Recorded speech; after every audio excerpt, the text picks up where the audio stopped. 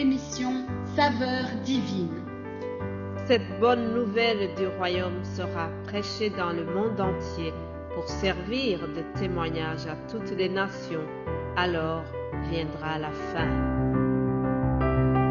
Ce pain céleste vous est présenté par Immaculée Niraneza. Je vous salue, très chers amis, vous tous qui écoutez l'émission Saveurs divines. Que le nom de l'Éternel soit loué.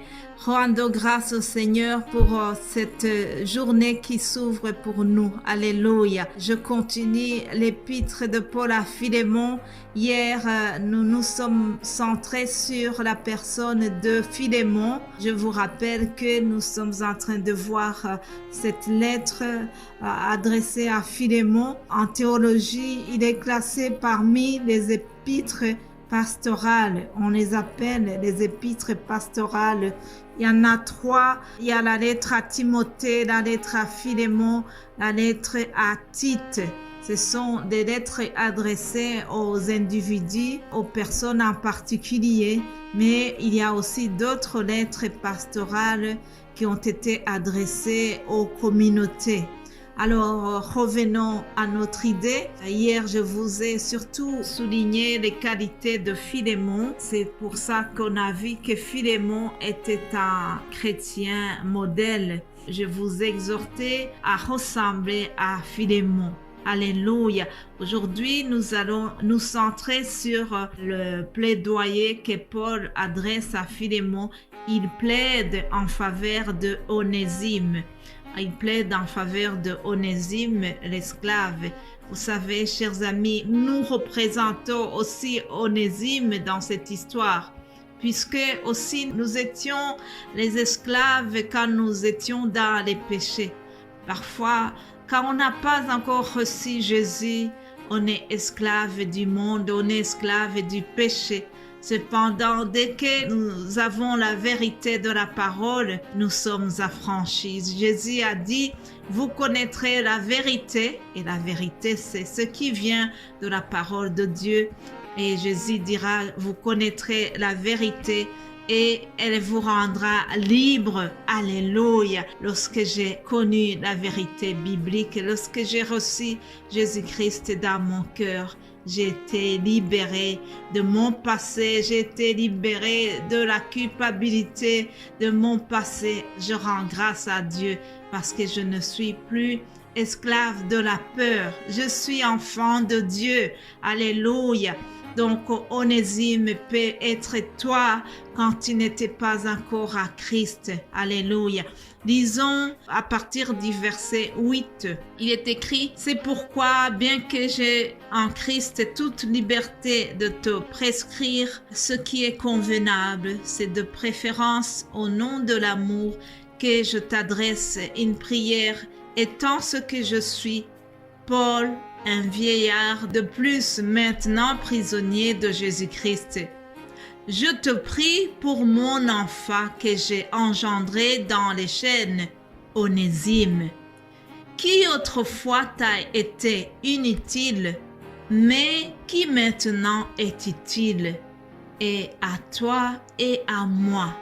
Je te le renvoie, lui, une partie de moi-même. Alléluia. Je te le renvoie, lui, une partie de moi-même. Je saute pour aller au verset 15.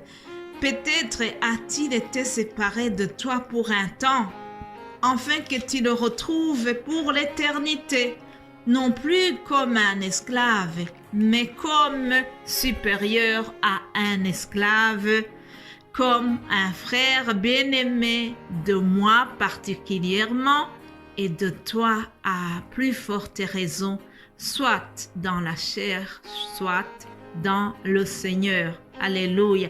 Si donc tu me tiens pour ton ami, reçois-le comme moi-même. Et s'il t'a fait quelque tort, s'il te doit quelque chose, mets-le sur mon compte. Alléluia. Wow. Quel pasteur rempli de compassion, rempli d'amour pour Onésime. Paul plaide donc en faveur de Onésime. en faveur de Onésime, l'esclave, l'ancien esclave de Philémon. Hier, je vous disais qu'il a quitté cette famille en ayant volé. Alors, par la grâce de Dieu, il a rencontré miraculeusement Paul en prison qui lui a prêché la parole, il s'est converti. Et voilà, donc c'est une nouvelle créature. Onésime n'est plus un esclave. Aujourd'hui, c'est une nouvelle créature. Voilà, toutes les choses anciennes sont passées. Sa vie d'esclave chez Philémon, sa vie de voleur est effacée parce que Jésus lui a pardonné. Je vous ai dit qu'Onésime, ça peut être vous et moi. Ça peut être toute personne qui est encore dans les ténèbres, mais lorsqu'il a reçu Jésus, toute sa vie change. Donc, Paul plaide en faveur de lui et retenez comment Paul insiste en disant « Je te prie pour mon enfant que j'ai engendré dans les chaînes, Onésime. » Voilà, c'est de cette manière-là que Jésus aussi plaide en faveur de nous auprès du Père Céleste.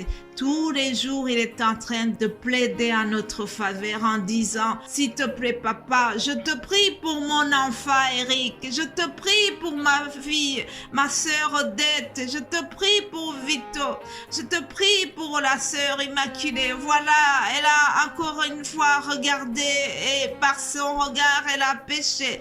Je te prie pour ma sœur Marianne parce que dans ses pensées, elle a encore une fois péché. S'il te plaît, papa, pardonne-la. Je te prie pour mes frères et sœurs en Christ. Voilà comment Jésus plaide pour nous tous les jours, chers amis.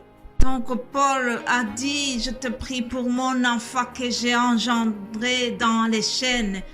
De la même manière, Jésus plaide auprès du Père en disant peut-être, Seigneur, papa, je te prie pour mes frères et sœurs que j'ai engendrés lorsque j'étais à Golgotha.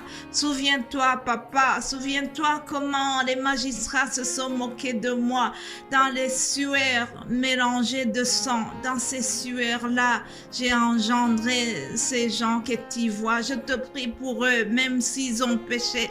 Pardonne-les, papa. Voilà, Jésus est toujours en train de plaider en notre faveur, de la même manière que Paul plaide pour Onésime. Alors il dira, celui qui autrefois était inutile, aujourd'hui il est utile pour toi et pour moi. En effet, chers amis, comme Onésime était inutile avant de se convertir, nous aussi, nous étions inutiles avant de connaître Jésus. Vous savez, je n'exagère rien parce que ce que je vous dis, je tire cela dans la Bible. 1 Pierre chapitre 2 au verset 10, je lis ceci. Vous qui autrefois n'étiez pas un peuple et qui maintenant êtes le peuple de Dieu, vous qui n'aviez pas obtenu miséricorde et qui maintenant avez obtenu miséricorde. Alléluia. Lorsque nous étions encore dans les péchés, la Bible souligne que nous n'étions rien. Nous n'étions pas un peuple. Aujourd'hui, avec l'œuvre de Jésus à la croix, nous avons obtenu la miséricorde. Alléluia. Toi et moi avons obtenu miséricorde grâce à Jésus. Alléluia. Alors aujourd'hui, nous sommes utiles pour Dieu. Alléluia. Aujourd'hui, nous sommes vraiment déjà utiles. Dieu peut compter sur nous. Aujourd'hui, nous sommes un peuple. Et au verset 9, on nous montre ce que nous sommes devenus après la miséricorde de Dieu. Alléluia.